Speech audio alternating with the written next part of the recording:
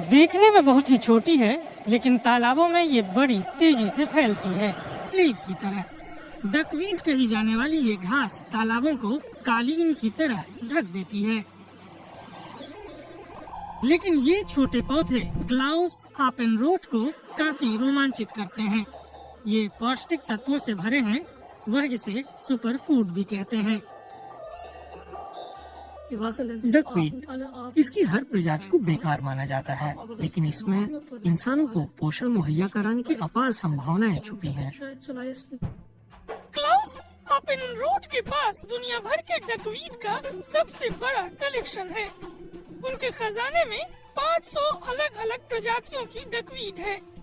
आमतौर पर ये पत्तियां होती हैं, जिनके नीचे हवा से भरी एक नली सी होती है। पत्तियां हमेशा पानी के ऊपर तैरती हैं। एक दिन के भीतर ही वह अपना आकार दोगुना कर सकती हैं। क्लाउस आपेनरोट ने डकवीड से जुड़ी एक अहम खोज की है। जांची गई हर तरह की डकवीड में प्रोटीन का स्तर बहुत ऊंचा है।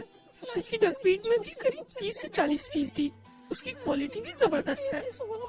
इसमें एमिनो एसिड का स्तर भी विश्व स्वास्थ्य संगठन के सुझावों के मुताबिक है, जो अच्छी बात है। क्लाउस आपेनरोट भारतीय वैज्ञानिकों के साथ मिलकर काम कर रहे हैं। डकवीड के जरिए कुपोषण की समस्या से लड़ने की कोशिश की जा रही है। रिसर्चर हाई प्रोटीन कंटेंट वाली डकवीड की कुछ प्रजातियों पर काम कर रहे हैं। ब्रीडिंग के जरिए वह उनमें फैटी एसिड कंटेंट बढ़ाना चाहते हैं। भारत के तालाबों में यह आसानी से पनपती है, लेकिन जर्मनी में नहीं। जर्मनी में डकवीड उगाने में कई तरह की मुश्किलें हैं। एक तो यहाँ सिर्फ एक ही सीजन है। ये यहाँ सिर्फ मई से सितंबर तक ही उग सकती है। सर्दियों में इसे बाहर नहीं उगाया जा सकता। खुले तालाबों में डकवीड प्रदूषण को भी सोखती है और साथ ही पूरे तालाब को ढक देती है। यह जहाँ भी फैलती है, वहाँ कुछ और नहीं पनपता। लेकिन जर्मनी के कालकार शहर की एक कंपनी इन मुश्किलों को सुलझाने की कोशिश कर रही है। टीम में एक भौतिक विज्ञानी है और प्लांट ब्रीडर भी। उन्होंने मुझसे कहा कि मैंने एक असर देखा है। उन्होंने इन्हें एक के ऊपर एक रखा और पाया कि पौधे तेजी से बढ़ने लगे।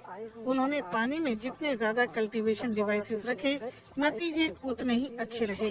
तब से हम दोनों इस प्रोजेक्ट पर एक साथ काम कर रहे हैं। लोहा प्रकाश संश्लेषण में अहम भूमिका निभाता है। ये कम प्रकाश में भी डकवीड को फोटोसिंथेसिस का मौका देता है। इसी वजह से डकवीड अंधेरी जगहों पर भी पनप सकता है। रिसर्चरों ने इसी जानकारी का इस्तेमाल किया है।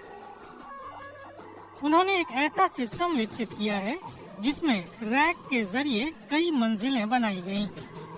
1 वर्ग मीटर के इलाके को मंजिलों में बांटकर 5 से 10 वर्ग मीटर में डकवीड उगाई गयी।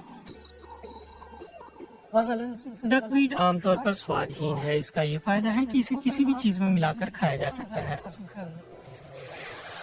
सेहत के लिए ये निश्चित रूप से बेहतर है, भले ही इसे ऑमलेट में मिलाकर खाया जाए या फिर शेक बनाकर पिया जाए।